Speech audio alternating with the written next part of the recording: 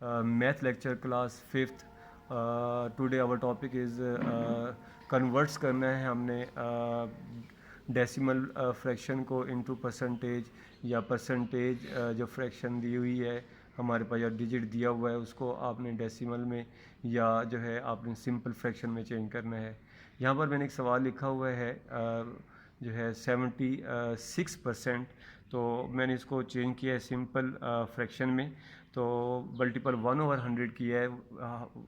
Percentage का जो मतलब होता है वो आउट ऑफ 100 होता है, तो इसलिए मैंने इसे 1/100 से मल्टीपल कर दिया। तो मेरे पास जो आंसर आया है वो 76/100 आया है। अब इसको हमने सिंपलेस्ट फॉर्म में लिखना है। तो सिंपलेस्ट फॉर्म में लिखने के लिए क्या है कि आप इसको डिवाइड करो। अगर मैंने 2 पे डिवाइड किया है, 2 3 ज़ा 6, ये 7 है, तो यहाँ से कैरी 1 हो गया, ये 16 बन गया, और 2 8 आर 16।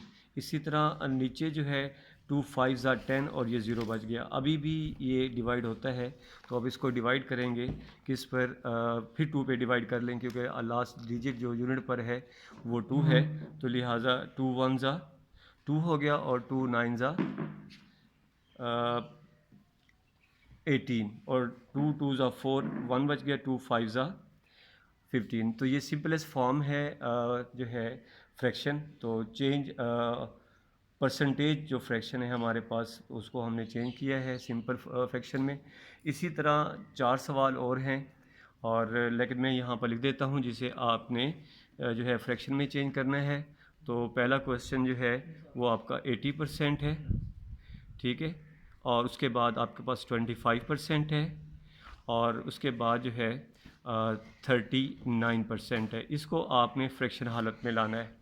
एक टॉपिक ये हो गया। इसी ही जो है एक्सरसाइज का जो सेकंड क्वेश्चन है वो हमारे पास है, हमने परसेंटेज में चेंज करना है। अब डिफरेंट मेथड्स होते हैं परसेंटेज में चेंज करने के लिए। जो है इसका जो सही मेथड है वो मैं यहाँ पर वज़ा करने की कोशिश कर रहा हूँ, आप देखेंगे, फॉलो करेंगे। उसके बाद जो है जैसे 17/50 है, तो आपने इसको परसेंटेज, इस जो सिंपल फ्रैक्शन दी हुई है इसको आपने परसेंटेज में चेंज करना है। तो उसका तरीकाकार क्या है कि आप 17/50 लिखें और मल्टीपल 100 करें और ओवर भी 100 करें। अब एक बात जहन में रखेंगे कि इस तरह के सवाल करते हुए जो नीचे वाला 100 है इसे किसी सूरत में भी डिवाइड नहीं करेंगे। ऊपर वाले 100 को तो डिवाइड करेंगे लेकिन नीचे वाले 100 को डिवाइड नहीं करेंगे। अब आप क्या करेंगे, इसको ये और ये डिवाइड हो सकता है, ये और ये डिवाइड हो सकता है। आप इस ज़ीरो से ये ज़ीरो जो है कट कर दें, ठीक है। इसी तरह 5 1 ज़ा और 5 2 ज़ा 10 हो गया। तो अब आप 17 को अगर आप मल्टीपल करें 2 से, तो 17 2 ज़ार 34, और मल्टीपल 1/100। ये 1/100 जो है जैसे मैंने पहले सवाल में किया कि ये आपके परसेंटेज को ज़ाहिर करेगा, तो मैं यहाँ लिख देता हूँ 1/100 जो है आप इसको इस सूरत में भी लिख सकते हैं। तो आप इसके साथ 34 जो है आप क्या करेंगे, परसेंट लिख देंगे। इस तरह ये सवाल जो है जब आप आम फ्रैक्शन को जो है परसेंटेज में चेंज करेंगे तो मल्टीपल 100/100 करेंगे। जैसा कि मैंने बताया, ऊपर वाले 100 को तो डिवाइड कर सकते हैं किसी भी, अगर जो है नीचे वाले हिस्से से डिवाइड होता है जो आपके लेफ़्ट साइड पर जो आपके पास जो है एक फ्रैक्शन दी गई है। अगर नहीं होता तो फिर ऊपर वाले को जो है इससे मल्टीपल करके और 1/100 ये रह जाएगा। तो इसको क्या करेंगे आप जो है एज ए परसेंटेज जो है इसको लिख लेंगे, तो ये आपका सवाल हल हो जाएगा। इसके सवाल दे रहा हूँ, 3 सवाल आप करेंगे। तो पहला सवाल जो है 24/40 है,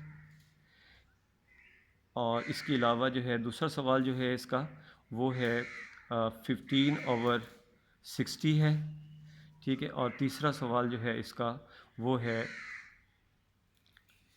75/100।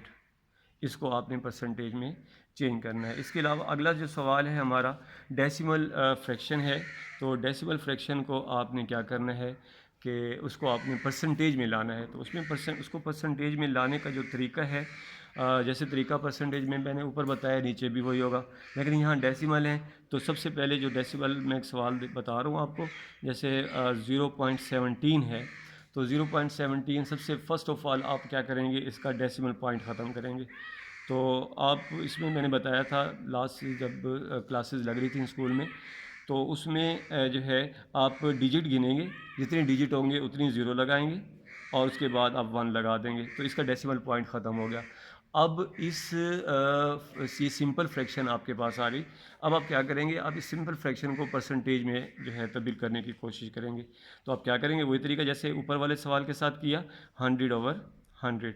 नीचे वाला 100 किसी सूरत में भी जो है आप डिवाइड नहीं करेंगे, ऊपर वाले 100 को डिवाइड करें तो ये इससे जो है कट हो जाएगा, 100 से 100 कट हो जाएगा, तो हमारे पास बचेगा 17 मल्टीपल 1/100। और मैंने बताया कि 1/100 किसके बराबर हुआ, तो ये हमारे पास 17% हो जाएगा। तो ये इस तरह जो है, उम्मीद करता हूँ कि जो मैंने सवाल समझाए हैं आपको समझ आए होंगे। इसका भी मैं होमवर्क दे देता हूँ, इसके भी 3 सवाल देता हूँ मैं आपको, तो वो आपने करने हैं। जैसे जो है हमारे पास है 0.2% है, 0.125% है और 91.91% है। तो ये तकरीबन 9 सवाल बनेंगे। ये एक्सरसाइज भी ख़त्म हो जाएगी। आप इन सवालों को जो है हल करेंगे, और अगर कोई चीज़ समझ नहीं आई होगी, जैसे सैटरडे को आप ये होमवर्क, इन केस अगर स्कूल नहीं खुलता तो ये सैटरडे को होमवर्क आपने जमा कराना है, और उसके बाद जो है ये चेक होगा, और कोई सवाल अगर समझ नहीं आया तो उस पर आप लिख देंगे ये सवाल समझ नहीं आया, तो वो सवाल भी जो है जब आप जमा कराने आएंगे तो उस वक्त आपको समझा दिया जाएगा। अल्लाह ताला आपका हामी नासिर रहे। अल्लाह हाफ़िज़।